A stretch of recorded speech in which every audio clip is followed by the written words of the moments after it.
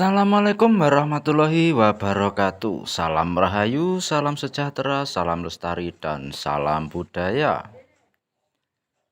Jumpa lagi dengan Wong Luyur Channel 999. Kali ini akan membuat sebuah sejarah sendang umbulan di Pamotan, Malang Dampit. Sebelum itu, jangan lupa dukung channel kami agar supaya berkembang lebih baik dengan cara tombol subscribe, lonceng, dan notifikasi, dan share komennya. Oke, sejarah Desa Pamotan tidak mempunyai data atau referensi yang akurat tentang sejarah asal-usul berdirinya Desa Pamotan. Menurut kisah yang beredar di warga, ada dua versi yang kesemuanya mempunyai kisah sendiri-sendiri. Adapun urutan kisah tersebut sebagai berikut. Versi pertama, konon dalam kisah sejarah orang yang pertama kali menjejakkan kakinya di Desa Pamotan terjadi pada tahun 1011 di hari Selasa Legi, yaitu serombongan para punggawa dari Kerajaan Mataram yang berjumlah 64 orang. Pemimpin rombongan tersebut yaitu Raden Prawiro Asto dan didampingi oleh Roro Wening, Sari Roro Krendo, dan Roro Sloro Ireng.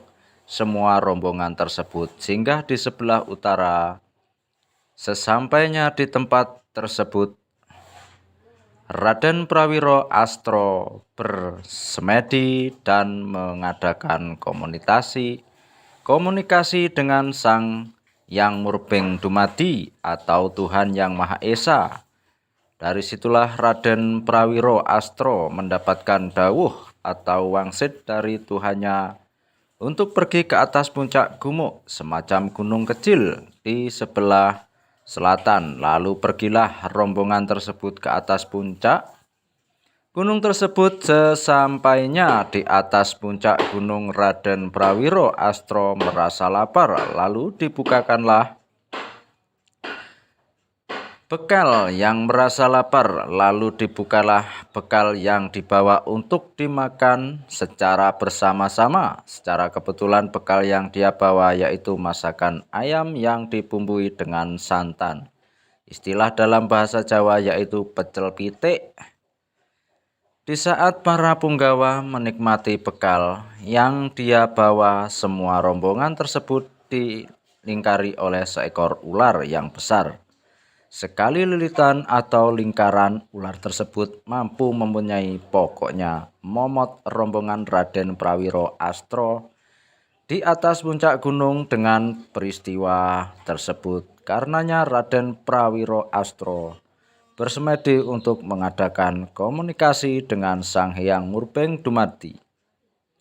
Dari hasil semedi tersebut, Raden Prawiro Astro mendapatkan wangsit, yaitu gunung yang dia tempati diberi nama Gunung Pecel Pitik, sesuai dengan bekal yang dibawa dan dia makan. Sedangkan kawasan di sekitar Gunung Pecel Pitik dinamakan Pamotan. Hal ini dikarenakan lilitan atau lingkaran ular yang besar tersebut mampu mempunyai pokoknya momot bahasa Jawa. Semua rombongan yang berjumlah 64 orang serta kawasan pertama kali Raden Prawiro Astro mendapatkan wangsit dawuh bahasa Jawa dinamakan dawuhan setelah melaksanakan semedi dan meninggalkan pesan kepada punggawanya di atas puncak Gunung Pecel Pitik. Maka Raden Prawiro Astro beserta rombongan turun dari gunung dan kembali ke dawuhan, terus mendirikan padepokan dan menetap di kawasan tersebut sambil melanjutkan membabat hutan ke arah utara, barat, dan selatan. Untuk tempat pemukiman, peladangan, dan persawahan pada waktu para punggawa dan Raden Prawiro Astro usai membabat hutan ke arah selatan, seluruh rombongan pergi ke tempat tersebut karena pada saat itu situasi dan cuacanya panas, maka dia beristirahat di gumuk. Gunung kecil lalu ketiga putri yang ikut rombongan menjumpai sebuah mata air kecil, sumber air yang jernih sekali. Setelah itu, Roro Sloro Ireng sakit dan tutup usia, serta dimakamkan di tempat itu pula. Sesudah Roro Sloro Ireng tutup usia, Raden Prawiro Astro melaksanakan semedi untuk mengadakan komunikasi dengan Tuhannya. Dari hasil semedi tersebut, karenanya gumuk gunung kecil dinamakan Gunung Sumuk. Gunung panas bahasa Jawa, sedangkan tempatnya dinamakan Sumber Ayu. Sesuai dengan nama ditemukan sumber yang jernih dan paras wajah Roro Sloro Ireng yang cantik. Rombongan yang kedua singgah di desa Pamotan, yaitu pujangga dari Mangkunegaran yang datang pada tahun 1024 dan dipimpin oleh Patih Raden Bambang Irawan. Dia langsung menuju ke tempat sebelah timur dan melanjutkan pekerjaan Raden Prawiro Astro membabat hutan untuk tempat pemukiman. Maka jadilah tempat pemukiman para rombongan tersebut.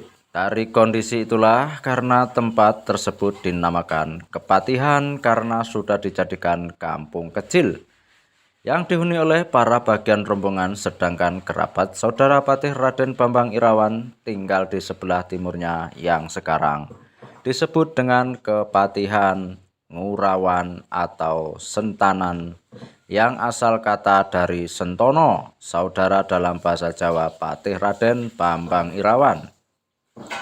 Beserta rombongan membabat hutan untuk areal-areal pemukiman, peladangan dan persawahan ke arah utara dari Kepatihan hingga disampai menemukan sebuah mata air yang sangat besar sekali.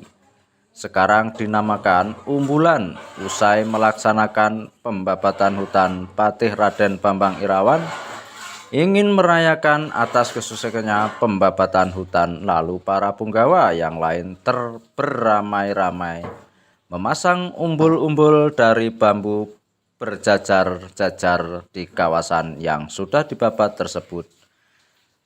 Dari pemasangan umbul-umbul tersebut di sebelah utara lebih banyak dibandingkan dengan di daerah selatannya, oleh karena itu di sebelah utara dinamakan Umbul Rejo.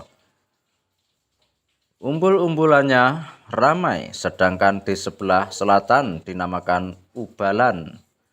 Umbul-umbulnya jarang hingga sampai saat ini. Di dekat dengan mata air dinamakan Umbul Rejo dan sebelah selatan dinamakan Ubalan. Sistem pemerintahan pertama kali di desa Pamotan baru mempunyai pada tahun 1830, di mana pada saat itu negara Indonesia sudah direbut oleh tentara Belanda. Sedangkan kepala pemerintah desa pada saat itu yaitu Bapak Kertoleksono, dia merupakan keliru satu pasukan Pangeran Diponegoro yang lari ke arah timur dan menetap di desa Pamotan.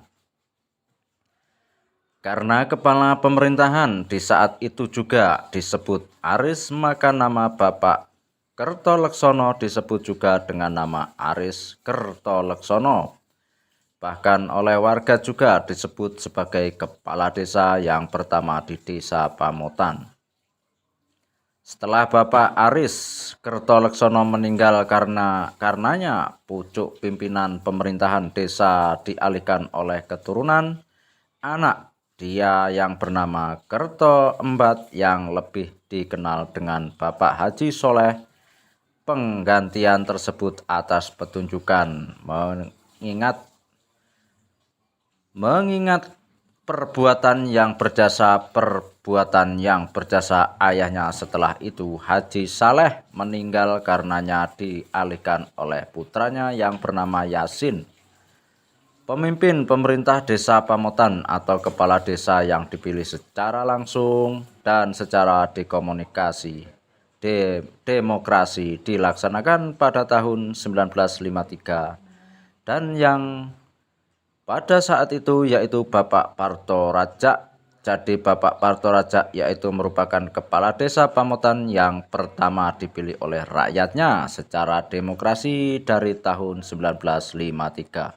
Itulah karenanya pemilihan kepala desa selalu diterapkan secara demokrasi, dipilih langsung oleh rakyatnya sampai sekarang. Versi kedua, pertama kali Desa Pamotan dibuka sekitar tahun 1830. Konon bahwa Desa Pamotan yaitu desa yang tertua dari desa-desa yang mempunyai di semua distrik Dampit. Hal ini ditandai dengan mempunyainya pasar rakyat di Desa Pamotan. Sudah mempunyai lebih dahulu dibandingkan dengan desa-desa yang lainnya, bahkan di Dampit pun sedang belum mempunyai pasar rakyat itu.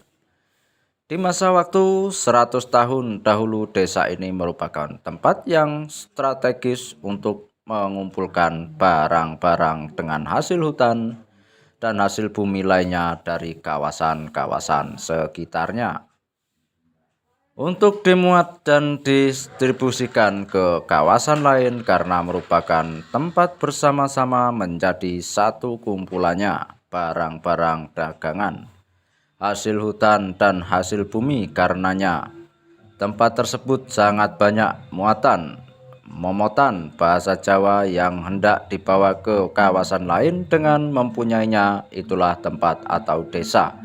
Ini dikenal dengan nama Desa Pamotan, yang akhirnya sekalinya dengan berlanjutnya waktu lama kelamaan disebut dengan Desa Pamotan. Pemimpin pemerintahan desa atau kepala desa pertama di Desa Pamotan yaitu Kertoleksono. Dia yaitu keliru satu pasukan pengikut Pangeran Diponegoro yang setiap pada pemimpinnya karena terjadi peperangan di kawasan dan Pangeran Diponegoro dapat ditaklukkan oleh tentara Belanda. Karenanya dia melarikan diri ke arah timur bersama rombongan. Di samping itu, dia juga seorang yang taat kokoh dalam memeluk agamanya yaitu agama Islam. Di dalam perjalanan, Kertoleksono pertama-tama singgah di desa ini lalu melanjutkan ke arah timur hingga sampai di kawasan Tirtoyudo. Tetapi dia kembali lagi ke desa ini. Hal ini dikarenakan bahwa di desa ini mempunyai sumber air lingkungan kehidupan yang sangat besar. Sekali dengan mempunyainya kondisi lingkungan kehidupan, itulah dia yang akhir sekalinya menetap di desa ini dan mulai melaksanakan aktivitasnya yaitu membabat hutan untuk areal perladangan dan persawahan. Atas pemikiran dan perbuatan yang berjasa dia dalam memimpin orang-orang untuk bergotong royong membangun sungai, karena terciptalah area persawahan yang sangat luas sekali desa ini, serta juga dengan perkara bergotong royong pula dia memimpin untuk membuat jalan-jalan seperti di Jalan Jenderal Gatot Subroto saat ini. Atas perbuatan yang berjasa dia dalam memimpin serta mengatur dan mengolah sistem pemerintahan yang arif dan bijak, karena dia tidak mendapat jujukan atau tambahan nama Aris sehingga sekarang lebih dikenal dengan nama Aris Kertoleksono atau Mbah Aris Kertoleksono. Dia wafat di Desa Pamotan dan dimakamkan di tidak jauh Sungai Pamotan yang lebih dikenal dengan sebutan Wakaf setelah Mbah Aris Kertoleksono tutup usia. Pucuk pemimpin desa atau kepala desa dialihkan berturut ikut oleh Haji Saleh, putra kedua Mbah Aris Kertoleksono almarhum, Yasin putra Bapak Haji Saleh Partoraja tahun 1953 sampai 1969, Digdo Mukawi 1969 sampai 1976, Mahfud Junaidi 1976 sampai 1990, Bambang Trilukianto 1990 sampai 1993, Mardai 1993 2003, Adi Yuda Rifai 2003 sampai 2013, Citra Dewi Atmanegara SH MHUM 2013 sekarang dirangkum dari sebagai sumber oleh Gatot Sudarmanto CAR 10. Oke, itulah sedikit cerita sejarah tentang sumber air yang dinamakan Umbulan atau Umbul Rejo yang berada di Dampit Pamotan, Malang. Dari Wong Luyur Channel 99, salam rahayu, sagung tumati. Assalamualaikum warahmatullahi wabarakatuh.